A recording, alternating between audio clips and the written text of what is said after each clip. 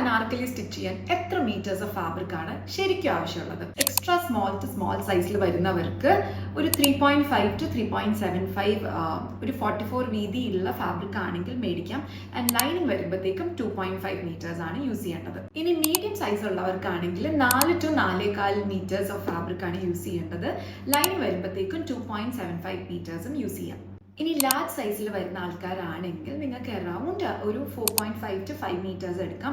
Lining വരുമ്പോഴത്തേക്കും 3.5 metres എടുക്കാം. ഇനി എക്സൽ സൈസിന് ശേഷമുള്ളവർ, എക്സൽ അല്ലെങ്കിൽ ഡബിൾ എക്സൽ ഒക്കെ വരുന്ന ആൾക്കാർക്ക് എടുക്കാൻ പറ്റുന്നത് 5 മീറ്റേഴ്സ് പ്ലസ് ആണ്. മിനിമം നമുക്കൊരു 5.5 മീറ്റേഴ്സ് എങ്കിലും ആവശ്യം വരും. ലൈനിങ് വരുമ്പോഴത്തേക്കും 3.5 മീറ്റേഴ്സ്. ഈ പറയുന്ന കണക്കെല്ലാം നമുക്ക് കൂട്ടുകയും കുറയ്ക്കുകയൊക്കെ ചെയ്യാം. കുറയ്ക്കുന്നത് എപ്പോഴാന്ന് വെച്ച് കഴിഞ്ഞാൽ നമുക്ക് if you getting 44 meters of fabric ആണ് ഈ കണക്കൊക്കെ. പക്ഷെ അതിൽ കൂടുതൽ വീതിയുള്ള ഫാബ്രിക്സ് ഒക്കെ മാർക്കറ്റിൽ അവൈലബിൾ ആണ്. അപ്പം കുറച്ച് ഹാഫ് മീറ്റർ ഒക്കെ നമുക്ക് കുറച്ച് എടുത്ത് സ്റ്റിച്ച് ചെയ്യാം. ഇനി അല്ല നിങ്ങൾക്ക് കുറച്ചും കൂടെ ഫ്ലെയർ വേണം എന്നൊക്കെ ഉണ്ടെങ്കിൽ, പാനൽസ് കൂടുതൽ വേണം എന്നൊക്കെ ഉണ്ടെങ്കിൽ, ലോങ് ദ സ്ലീവ്, അപ്പോൾ ഫാബ്രിക്കിന്റെ കണക്കും കൂടും.